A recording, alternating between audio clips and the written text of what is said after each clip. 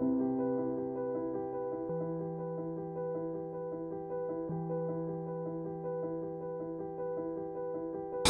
गुरुदेव श्री श्री रविशंकर जी,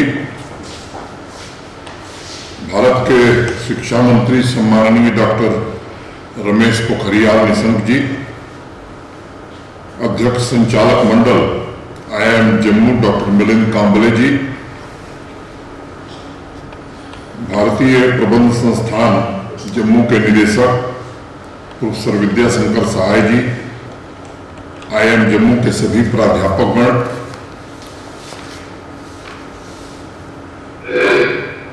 प्रिय छात्रों, देवियों, सज्जनों तथा मित्रों, आज की तारीख में जब उच्च शिक्षण संस्थान बाहरी तथा आंतरिक दोनों स्तरों पर अपने आप को पोस्ट कोविड वर्ल्ड के लिए तैयार कर रहे हैं, उस ट्रांजिटरी पीरियड में IIM जम्मू ने आनंदम द हैप्पीनेस सेंटर की शुरुआत एक स्ट्रेस फ्री कैंपस की दिशा में महत्वपूर्ण कदम उठाया। देश और दुनिया के तमाम बड़े शिक्षण संस्थाओं में ऐसे सेंटर्स सफलतापूर्वक चल रहे हैं और उन्होंने बुनियादी रूप से शिक्षा में एक जीवंत शक्ति को स्वयं जानने, समझने और अपने भीतर के आनंद में उतरने का मार्ग प्रशस्त किया है। मेरे लिए अत्यंत हर्ष का विषय है कि अब IIM जम्मू में भी मैनेजमेंट के छात्र उस आत्म क्रांति की अनुभूति कर सकेंगे जो हमारे गुरुकुल शिक्षा परंपरा का एक अभिन्न अंग रहा है। ठीक 10 दिन पहले यानी 20 मार्च को इंटरनेशनल हैप्पीनेस डे मनाया गया था और हर साल जब भी यह अवसर आता है, मुझे लगता है कि हम सबको हृदय से धन्यवाद ज्ञापित करना चाहिए भारत के सम्माननीय प्रधानमंत्री श्रीमान नरेंद्र मोदी जी को, जिन्होंने योगा तथा फिट इंडिया मूवमेंट के जरिए पढ़ाई और प्रोफेशनल लाइफ में जिस बैलेंसिंग की जरूरत है उसे छात्रों और प्रोफेशनल्स के सभी के रूटीन में शामिल करने के लिए अथक प्रयत्न किया है। मैं गुरुदेव श्री श्री रविशंकर जी को भी कोटि कोटि धन्यवाद देना चाहूँगा, जिन्होंने हॉलिस्टिक लिविंग और लोगों के जीवन को बेहतर बनाने में देश नहीं बल्कि दुनिया भर में ऐतिहासिक योगदान दिया। मुझे याद है जब 2012 में यूनाइटेड नेशंस जनरल असेंबली में हैप्पीनेस इंडेक्स की रूपरेखा रखी जा रही थी, तब हमारे पुराने तथा गहरे पड़ोसी देश भूटान का हवाला दिया गया था, जहां विकास का पैमाना GDP नहीं बल्कि GNH यानी ग्रॉस नेशनल हैप्पीनेस, आनंद ही असली धन है। और अगर आप कैंपस में आनंदित हैं तो मुझे लगता है कि आपका परफॉर्मेंस भी अच्छा होगा। आज के इस कार्यक्रम में उपस्थित मित्रों तथा नौजवान साथियों, हमारे वेद, उपनिषद, पुराण व्याख्या से ज्यादा अनुभव पर जोर देते हैं। आनंद की व्याख्या नहीं की जा सकती, हाँ इसका अनुभव किया जा सकता है। संत कबीर दास की एक पंक्ति है, 2 पंक्तियां हैं, आत्म अनुभव ज्ञान की जो कोई पूछे बात, सो गुना गुड़ खाए के कहे कौन मुख स्वाद। आनंद का स्वाद लिया जा सकता है, इसका बयान नहीं किया जा सकता। IIM जम्मू के इस कदम से मैनेजमेंट एजुकेशन में business policy, public sector policy, marketing, brand positioning, strategic management जैसे गहन विषयों के बीच में ऐसा एनवायरनमेंट क्रिएट करने की कोशिश होगी जिससे छात्रों को अंदर की यात्रा और जीवन के सच्चित आनंद के अनुभव का भी अवसर मिल सकेगा। उन्हें वह स्वाद मिल सकता है जिसकी चर्चा कबीर दास जी ने अपने दोहे में की है। हमारे धर्म ग्रंथों में आनंद, ब्लिस, एब्सोल्यूट हैप्पीनेस के बारे में बहुत कुछ लिखा गया है और कहा गया है। बृहदारण्यका उपनिषद में महर्षि याज्ञवल्क्य ने भी इस पर काफी विस्तृत चर्चा की है। जब हम कहते हैं कि आनंद, तो वास्तव में हम सब चित आनंद की बात कर रहे होते हैं, ट्रुथ, कॉन्शियसनेस एंड ब्लिस। और महर्षि याज्ञवल्क्य कहते हैं यह कोई 3 अलग अलग घटनाएं नहीं है, बल्कि यह एक साथ ध्यान में घटने वाली प्रक्रिया है। अगर मॉडर्न लाइफ के उदाहरण से देखें, अगर एक हवाई जहाज में 2 इंजन हैं, सत्य और आनंद, तथा जो जहाज की बॉडी है वह कॉन्शियसनेस है। बिना जहाज की मेन बॉडी के इंजन का कोई मतलब नहीं है, और बिना इंजन के जहाज की मेन बॉडी का भी कोई अर्थ नहीं है। इसमें कौन पहले आया, कौन बाद में आया, ये मुख्य मुद्दा नहीं है, बल्कि यह जानना आवश्यक है कि इसका स्रोत क्या है। और सत, चित, आनंद का जो सोर्स है वह ध्यान में है, मेडिटेशन में है। और इसलिए वास्तव में यह सेंटर ऑफ हैप्पीनेस, मुझे लगता है, सेंटर फॉर मेडिटेशन की तरह छात्रों के होलिस्टिक वेल बीइंग पर जोर देगा। एंटी स्ट्रेस को लेकर के जितने भी प्रयोग हुए हैं, उसमें साइंटिस्ट ने देखा है कि सीरम कॉर्टिसोल के लेवल को कम करने तथा सेरोटोनिन के लेवल को बढ़ाने का पुख्ता तरीका ध्यान है, मेडिटेशन है। और आज की युवा पीढ़ी को चुनौतियों का सामना करने के लिए जरूरी है कि वे बैलेंस लाइफ पर फोकस करें। मित्रों, यजुर्वेद तथा सर्वसार उपनिषद में हमारे व्यक्तित्व की जो 5 परतें हैं, हमारे शरीर के भीतर के जो 5 शरीर हैं, उनकी विस्तृत व्याख्या की गई। मुझे उम्मीद है IIM जम्मू के इस सेंटर में इन ग्रंथों के सरल शब्दों में तर्जुमा की हुई किताबें छात्रों के लिए आने वाले दिनों में उपलब्ध कराई जाएंगी, ताकि स्टूडेंट्स समझ सकें कि हजारों साल पहले हमारे पूर्वजों ने जिस बात की चर्चा की थी, आज देश विदेश के वैज्ञानिक, साइंटिस्ट उसी को केंद्र मान करके एंटी स्ट्रेस पर प्रयोग कर रहे हैं। मैं आप लोगों को इस कार्यक्रम के माध्यम से इस परिचर्चा के दूसरे पहलू से भी अवगत कराना चाहूँगा। अगर शिक्षा बोझ, तनाव या दबाव का कारण बन जाती है, तो यह ध्यान देने की जरूरत होगी कि कहीं न कहीं पूरे लर्निंग सिस्टम में कोई न कोई गैप है, कुछ कमी है।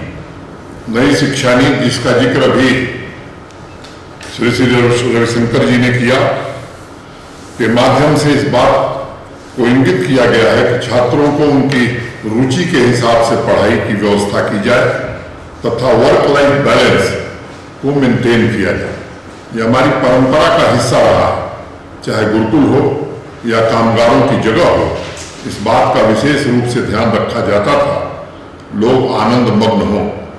1-2 साल पहले मैंने किसी अखबार में पढ़ा था कि अमेरिका की कुछ मैनेजमेंट कंपनियों ने उसी परंपरा को फॉलो करते हुए अपने कर्मचारियों के बीच हैप्पीनेस को मापने के लिए एक ऐप तैयार किया है। माध्यम का या मीडियम का विकास हुआ है, लेकिन मूल बात वही है जो हमारे शास्त्रों में कही गई है। और इस मंच के माध्यम से मैं जम्मू कश्मीर के मैनेजमेंट, मेडिकल इंजीनियरिंग के सभी टीचर से खास तौर पर आग्रह करना चाहूँगा कि अगर किसी छात्र में स्ट्रेस है, तो ये पता करना कि उसका सोर्स क्या है, यह आवश्यक हो जाता है। मुझे लगता है कि अगर विचार करेंगे तो कुछ कारण स्पष्ट रूप से दिखाई पड़ते हैं। सबसे पहला कारण मुझे समझ में आता है कि उसमें संतुष्टि नहीं है, ये भाव कहीं न कहीं पैदा हुआ है। किसी के अंदर एक विषय में मार्क्स कम आ गए तो तनाव। अगर एक सेमेस्टर में आप नंबर 1 हैं और अगले सेमेस्टर में नंबर 3 पर आ गए तो तनाव। जैसे जैसे प्रतिस्पर्धा बढ़ रही है, उसमें अन्य लोगों से बेहतर करने का तनाव, प्लेसमेंट से पहले का तनाव, इस प्रकार की अनेक बातें देखने में मिल रही हैं। यानी कुल मिलाकर शिक्षण पाठ्यक्रम के दौरान ज्यादातर छात्र छात्राएं इसलिए तनाव में हैं क्योंकि वर्तमान में जीते हुए वह भविष्य के निर्माण को लेकर के परेशान हैं, चिंतित हैं। अगर इसे दूसरे शब्दों में मैं कहूं तो अभी आप जो हैं और जो आप बनना चाहते हैं उसके बीच के क्षण का वास्तविक अर्थ यही तनाव है, और यह मानसिक एवं शारीरिक दोनों स्तरों को प्रभावित करता है। शिक्षक की, टीचर्स की जिम्मेदारी है कि नई एजुकेशन पॉलिसी ने नंबर नहीं, स्किल की भावना पर जोर दिया है। वह छात्रों को इसके बारे में बताने, उन्हें जागरूक कर। छात्रों से भी मेरी अपील है कि जीवन में उतार चढ़ाव आते रहते हैं और उसी प्रकार मन में भी संवेग पैदा होते हैं, लेकिन कोई ऐसी समस्या नहीं है जिसका समाधान नहीं हो सकता है। और इसलिए अपनी स्टूडेंट लाइफ को, विद्यार्थी जीवन प्लेफुल, चीयरफुल होकर के व्यतीत करना यही सर्वोत्तम होगा। मित्रों, महर्षि पतंजलि ने योग के पहले सूत्र में यही बात बिल्कुल साफ कर दी है, अथ योगा अनुशासनम, नाउ द डिसिप्लिन। वर्तमान में अनुशासन के साथ जीवन जीना। नौजवान मित्रों, जब आप लोग योग का अभ्यास करेंगे तो यह एहसास बहुत गहरा होता जाएगा कि योग का मतलब शारीरिक व्यायाम नहीं है, सिर्फ आसनों की बात नहीं है, बल्कि यह एक विज्ञान है, साइंस है, जिसके जरिए आप माइंड को भूत और भविष्य से वर्तमान में लेकर आते हैं। महर्षि पतंजलि कहते हैं, जब माइंड भूत और भविष्य। मैं अपने नौजवान विद्यार्थी मित्रों से कहना चाहूंगा कि स्टूडेंट लाइफ में योग तथा ध्यान ये आपके दो परम मित्र हो सकते हैं, और आपके दोनों मित्रों का मुख्य लक्ष्य होगा वर्तमान में जीना और आपके अंदर जो विचारों की भीड़ इकट्ठी है उसमें अनुशासन क्रिएट करना, ताकि शक्ति का केंद्र बनकर आप चुनौतियों का मुकाबला करें। आनंदम, द हैप्पीनेस सेंटर एक माध्यम बनकर आपकी मदद इस दिशा में करेगा, ताकि स्टूडेंट लाइफ से प्रोफेशनल वर्क प्लेस की जो यात्रा है उसे आपके व्यक्तित्व के केंद्र के सहारे आनंदम होकर पूरी की जाए। एक छोटी सी कहानी महात्मा बुद्ध की आप सबके ध्यान में होगी। महात्मा बुद्ध अपने प्रिय शिष्य आनंद के साथ शाम को दरिया किनारे बैठे थे। तभी एक बड़ा गंभीर व्यक्ति उनके पास आया और बोला, इस संसार में बस दुख ही दुख है, चारों तरफ कष्ट ही कष्ट है। बुद्ध का हमेशा से यह मानना था कि व्यक्ति दुख है, संसार नहीं, माइंड दुख है, जीवन नहीं। लेकिन उस आदमी के स्टेटमेंट से बुद्ध थोड़ा चौंके। फिर वो आदमी बोला, अब आप बताइए मुझे करना क्या चाहिए? इसी दुखी संसार में मैं मानवता की सेवा कैसे कर सकता? बुद्ध फिर भी खामोश रहे। तब उनके शिष्य आनंद ने कहा कि आदमी एक नेक इंसान मालूम पड़ता है, मुझे लगता है कि आपको इसकी मदद करनी चाहिए। बुद्ध ने आश्चर्य से आनंद की तरफ देखा और फिर उस आदमी को देखकर कहा, ठीक है, आप समाज की, संसार की सेवा करना चाहते हैं, लेकिन जब मैं आपको देखता हूं तो मुझे आप दिखाई नहीं पड़ते।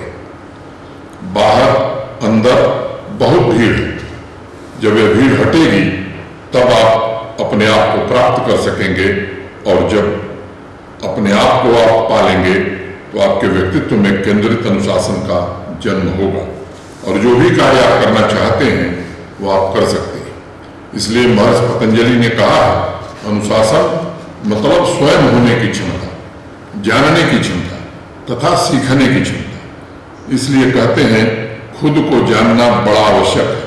और एक शेर है, दूसरों से बहुत आसान है मिलना साकी, दूसरों से बहुत आसान है मिलना साकी, अपनी हस्ती से मुलाकात बड़ी मुश्किल है। लेकिन जिस दिन आप स्वयं से मिल लेते हैं, सारी कठिनाइयों का हल खुद ब खुद हो जाता है। मित्रों, मुझे बताया गया है कि मैनेजमेंट डेवलपमेंट प्रोग्राम में माइंडफुलनेस एट वर्क प्लेस का भी मॉड्यूल बनाया गया है।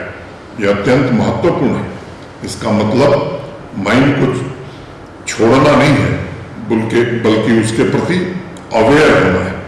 जैसा आप पढ़ाई कर रहे हैं या किसी मैनेजमेंट वर्कशॉप में, तब आप जो भी कर रहे हैं वह परफेक्ट अवेयरनेस के साथ कर रहे हैं। इससे न सिर्फ आप खुश होकर काम करेंगे बल्कि आपकी इफिशियंसी भी बढ़ेगी। अवेयरनेस पर शास्त्रों में तथा साइंस में भी इसलिए जोर दिया जाता है कि उस स्थिति में आप माइंड के गुलाम नहीं होते हैं बल्कि माइंड आपके निर्देश पर काम करता है। मित्रों, इसका एक और महत्वपूर्ण पहलू है। एजुकेशन को हम हिंदी में विद्या कहते हैं। यह विधि शब्द से बना है जिसका मतलब है मंजिल तक पहुंचने का मार्ग। अगर आप रास्ते पर पूरे अवेयरनेस के साथ चल रहे हैं तो यात्रा निश्चित रूप से आसान होगी। आप लोगों ने स्कूल की साइंस की किताबों में भी पढ़ा होगा, अन्वेषण या एक्सप्लोरेशन की दो विधियां, एक है एनालिसिस और दूसरी है सिंथेसिस। यानी एक रास्ता विज्ञान का है और दूसरा रास्ता मेडिटेशन का। जब इन दोनों को एक साथ लेकर चलेंगे तो हर कार्य में आनंद की अनुभूति होगी। आप सुबह 5 मिनट ध्यान, 10 मिनट योगा सेशन से भी दिन की शुरुआत कर सकते हैं, जो छात्रों के करिकुलम का हिस्सा बन सकता है। जिस तरह हम इंजीनियरिंग, मैनेजमेंट, साइंस के क्षेत्र में तरक्की कर रहे हैं, उसी भांति अगर हम आत्मज्ञान के क्षेत्र में भी पूरी क्षमता से आगे बढ़े तो हमारे देश को फिर से विश्व गुरु बनने का मार्ग निश्चित रूप से प्रशस्त होगा। विश्व के एक प्रसिद्ध मैनेजमेंट गुरु माइकल पोर्टर का कहना है, the ability to change constantly and effectively is made easier by high level continuity. मैं उनकी बात से सहमत हूँ, but I would like to expand that Porter is saying, just like the sun, which has its own solar system and continues to provide us with life, each individual has their own energy system and infinite space both outside and within. The very realization of infinite power within is known as explosion of universe, and this is possible only through meditation. When consciousness comes to its peak, you can become adaptive to the fast-paced changes that are taking place in our lives on daily basis. मित्रों, इसके अलावा एक बात मुझे और कहनी है। सभी यूनिवर्सिटी तथा इंस्टीट्यूट को अब देखना पड़ेगा कि वेलबींग में भी इन्वेस्टमेंट किया जाए। आनंदम सेंटर एक अत्यंत सराहनीय पहल है, अच्छी पहल है। क्यों न स्वस्थ प्रतिस्पर्धा की भावना से हमारे यहाँ के शिक्षण संस्थानों में, बाकी शिक्षण संस्थानों में इसे रिप्लिकेट किया जाए। सभी कुलपतियों तथा निदेशकों से जो इस कार्यक्रम को देख रहे हैं, मेरा अनुरोध होगा कि मौजूदा संसाधनों में थोड़े बहुत अतिरिक्त इन्वेस्टमेंट के साथ यह केंद्र बाकी स्थानों पर भी शुरू करने की आवश्यकता है। मुझे याद है 2018 में इंग्लैंड के ब्रिस्टल यूनिवर्सिटी में छात्रों ने इस बात की मांग की कि उनके लिए किताबों, लैब्स के अलावा कॉलेज का प्रशासन हैप्पीनेस तथा वेलबींग की सुविधा भी जुटाए। जैसा गुरुदेव श्री श्री रविशंकर ने बताया, हार्वर्ड यूनिवर्सिटी में एक अलग से डिपार्टमेंट बना दिया है और छात्रों को आने वाली चुनौतियों से, स्ट्रेस से निपटने के लिए वहाँ तैयार किया जा रहा है। आप लोगों ने CEO इंटरनेशनल के फाउंडर मार्क मोजेस का नाम सुना होगा। उनका एक प्रसिद्ध वाक्य है, if your heart says be a poet and not a plumber, do that and remember to follow your routine because exercise is not different than how you run your business. Anandam centre का उद्देश्य भीतर के आनंद को ढूंढकर mind, body, personal तथा professional life में balance create करना है और उसका रास्ता ध्यान से, योग से होकर ही गुजरता है। आनंद एक केमिस्ट्री है, एक अल्केमी है। अगर आप टीचर हैं तो आपके पढ़ाने की पद्धति बदल जाएगी और अगर आप स्टूडेंट हैं तो आपका परफॉर्मेंस बेहतरीन हो जाएगा। प्रतिस्पर्धा, पढ़ाई एवं परीक्षा तनाव नहीं बल्कि एक उत्सव बन जाएगा। मुझे उम्मीद है इस सेंटर में आने वाले दिनों में वेलबींग पर और भी रिसर्च होंगे तथा कैंपस में रहने वाले सभी विद्यार्थियों तथा व्यक्तित्वों के लिए यह आनंद और मंगलमय जीवन के द्वार को निश्चित रूप से खोलेगा। मैं इसकी अपेक्षा करता हूं। मेरी शुभकामनाएं हैं डॉक्टर सहाय और उनकी पूरी टीम को।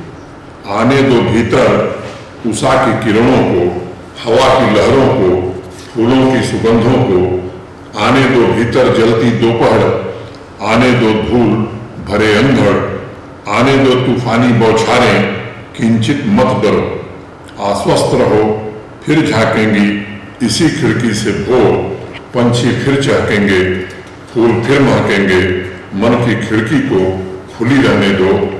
आप सभी को बहुत बहुत बधाई तथा शुभकामनाएं देते हुए मैं अपनी बात यहीं पूरी करता हूं। जय हिंद।